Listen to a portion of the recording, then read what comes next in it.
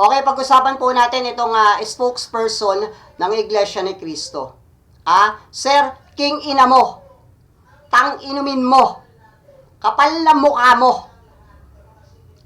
Kinukonsinti mo yung isang miyembro mo o isang miyembro ninyo ng Iglesia ni Cristo, kinukonsinti nyo.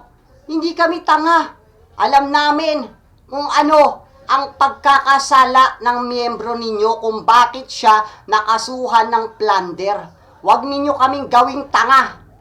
At ikaw, spokesperson ng Iglesia ni Cristo, hindi ka dapat nakikisawsaw at nakikialam sa problema at usapin ng pampolitika. Mag-focus ka sa religion ninyo. Wala kang pakialam at wala ka dapat gawing pakikisawsaw at pagkonsinte sa usapan at problema ng politika.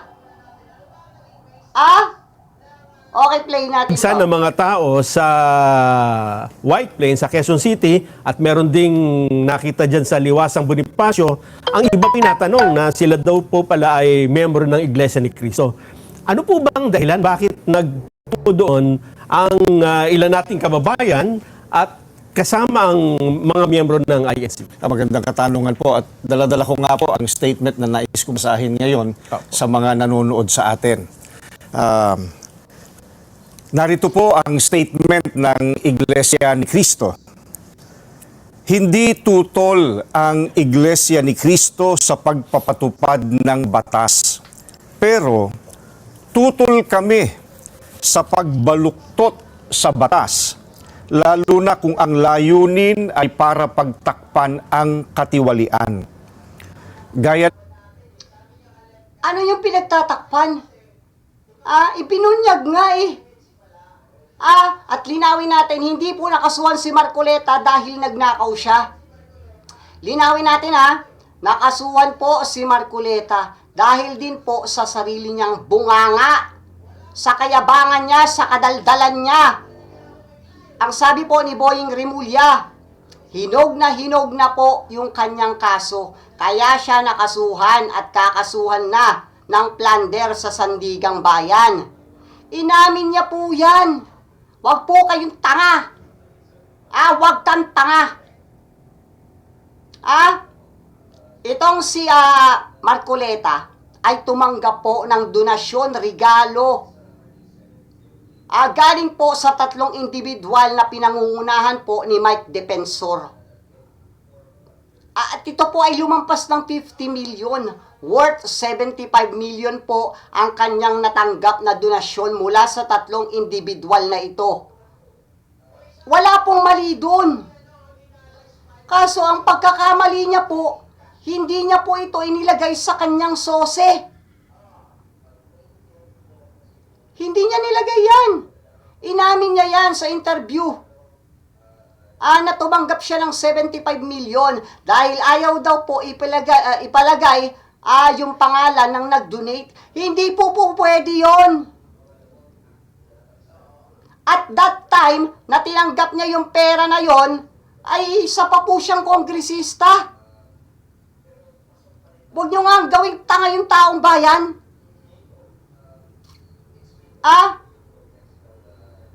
Hindi po kami tanga. Hindi kami mangmang. Kinukonsinti mo yung isang miyembro mo. At sinasabi mo, yung tungkol sa flood control ay pinatahimik. Sige, eto, meron pong ginawang investigasyon dyan si Lacson tungkol dyan sa mga magnanakaw na yan sa flood control. Pero anong ginawa ni Marcoleta? Pumirma ba siya? Di ba hindi? Kutosan kita eh. Di ba hindi siya pumirma? Si Marcoleta, si Amy, etc. Hindi sila pumirma doon sa ginawang investigasyon ni Lacson para matalakay yan sa publiko. Hindi sila pumirma. Nang alam ng marami, si Senator Dante Marcoleta ay nanguna sa pag-iimbestiga sa isa sa pinakamalaking pandarambong na naganap sa ating kasaysayan. Sinimulan niya ito ng... O kaya nga, di ba? Meron nang ginawang investigasyon dyan sila Lacson, pero siya ay isa doon sa hindi pumirma para mailathala, maipubliko yung investigasyon na yon tungkol sa pagnanakaw. Siya pa ang chairman ng Blue Ribbon Committee ng Senado. Subalit, pinalitan ng liderato ng kumiting ito. Gayunpaman, itinuloy niya ang paghahanap ng Oh, may problema sa pagpapalit ng liderato sa Senado? Wala! Legal yon. Wala silang bilang. At isa pa, gumawa sila ng committee Blue Ribbon nang hindi naman po legal. Illegal. At siya rin ang nagsabi at nagpatunay at nagbunyag kung ano yung motibo nila kung bakit sila hindi nagbukas ng 3 araw na sesyon. Dahil ang dahilan nila ay ayaw nilang mapalitan si Cayetano. King ina mo! justisya para sa atin na mga mamamayan. Ang ipinagtataka namin ay kung bakit siya na nagsusulong At ang ipinagtataka din namin, aking ina mo, bakit mo kinukonsinte si Marcoleta?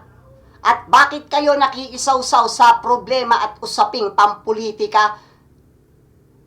Kung walang kasalanan niya nga miyembro ninyo, pagtanggol niya yung sarili niya sa korte, hindi ka dapat makisawsaw dyan. Kung may patunay at ebidensya, resibo ka na wala talagang kinalaman si Marcoleta, sumama ka doon sa korte. Ipagtanggol mo yung miyembro mo doon sa korte. Hindi yung makikisawsaw kayo, gagawa kayo ng kaguluhan, ng rally, gagayahin nyo yung mga DDS, manggugulo kayo. Ano kayo, kulto? sa pag-expose ng mga sangkot sa napalaking pagnanakaw sa Pilipinas ang kakasuhan at ipakukulong. Hoy, spokesperson hindi lang si Marcoleta ang kinasuhan at kakasuhan. Marami ng patunay at may mga nakulong na.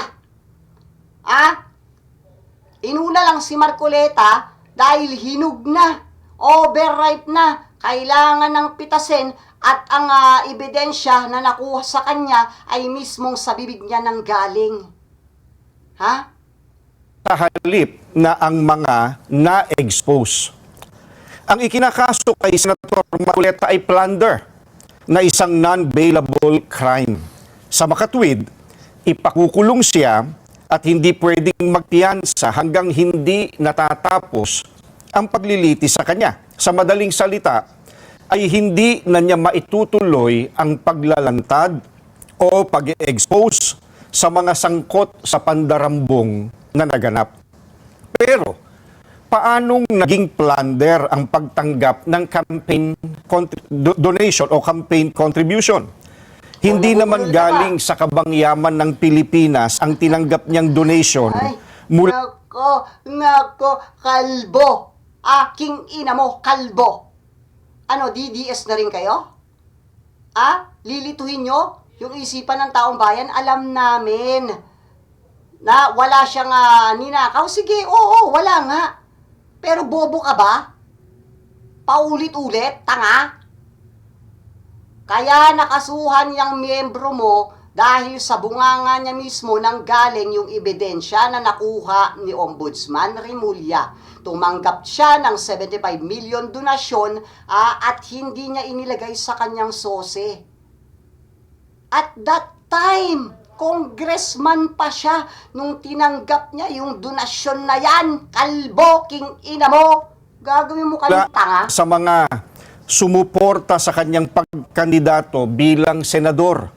At mismong ang COMELEC ay naglabas na ng desisyon na walang krimen na naganap sa pagtanggap niya ng campaign Nakakatawa to, no? Spokesperson, tanga ka, no?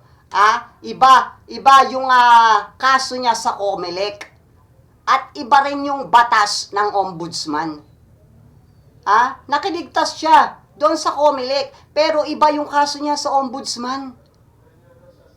King ina mo ulit. donation. King ina mo. Sinusuportahan ng Iglesia ni Cristo ang itinataguyod ni Senator Marcoleta dahil ito rin ang posisyon namin. Nananawag Di mga kulto kayo. Dahil kinukonsinti nyo at sinusuportahan ninyo yung mali, kung talagang nga totoo at sumusuporta kayo sa tama, huwag kayong ganyan. Doon nyo patunayan sa korte na inosente at walang kinalaman yung miyembro nyong si Marcoleta. Mag-focus kayo sa religion nyo. Huwag kayong nakikisawsaw sa problema at usaping pampolitika. Isa pa, abogado si Marcoleta at kaya niyang ipagtanggol yung sarili niya. Pero hindi ako naniniwala doon eh. Bobo yan eh. Diba? Kung matalino yan, wala siyang ilalantad at hindi niya sisirain yung imahe niya na galing po mismo sa bibig niya. Yan kami Albuka. para sa transparency, accountability, justice, and peace. Kaya, nais naming Okay, eto lang po yung masasabi natin dito sa spokesperson na ito. King ina mo. Huwag mong konsintihin yung mali ng miyembro mo. Kung totoong walang kinalaman yang si Marcoleta, doon sumama kayo, makisawsaw kayo kapag hiniring yan sa korte. Huwag kayo tumulad sa mga DDS na kulto, kaya kayo nasasabihan ng kulto eh. At ikaw, spokesperson, hindi kami tanga. Huwag mong linlangin yung tao at alam mo yung katotohanan sa likod niyan kung bakit makakasuhan niyang miyembro mo. Huwag niyong lituhin yung taong bayan. Oo, walang ninakaw. Wala nga ninakaw, pero dalawang mukha yung plunder case na yan, yung plunder na yan. Isang nagnakaw. At isa yan, yung tumanggap siya ng donasyon at hindi niya inilagay sa kanyang sose. At that time ay isa pa po siyang public servant. Hindi naman po siya nag-resign bilang congressman. Congressman pa po siya that time nung tinanggap niya yung donasyon na yan. King ina mo. Ayan, pasensya na guys nakaka-bad trip po ito eh. Nakikisawsaw eh. Diba? Kaya kayo nasasabihan ng kulto eh. Okay guys, pakilagay na lang po yung inyong mga komento dyan sa baba para mabasa po namin. Maraming salamat po. June Pinas para sa Pilipinas at para po sa Pilipinas.